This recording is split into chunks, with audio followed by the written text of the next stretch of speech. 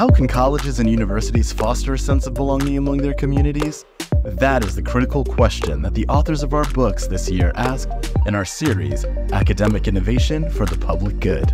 Our authors touched on critical themes, vital themes facing higher education today, ranging from the relevance of HBCUs. Higher education really has an existential problem that a lot of the students who go to college don't graduate, right?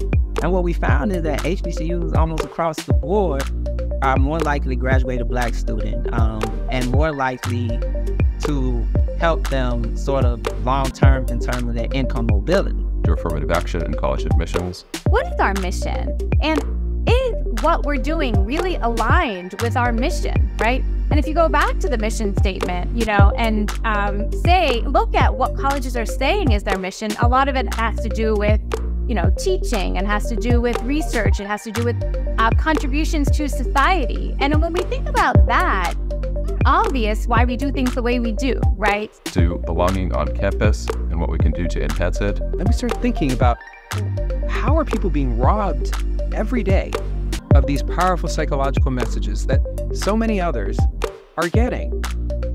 This message, you can do it, I believe in you. And then you start to think about the systemic ways in which racism and sexism and other isms create a kind of a reality for people day to day in which it's not a level playing field, not a loving playing field, not a level one either. To the value of networks and creating communities, and also helping us transcend the individual identities and communities that we come from. So just thinking carefully about who's in contact with who has which opportunities to meet other students, how is that going to affect their life? Those things can be as important, if not more important, for, as Julie was saying, whether students complete things, how well supported they feel, and then in their lifelong journey, who their friends are and who they can keep in touch with and can help them out in finding jobs and negotiating the world at large.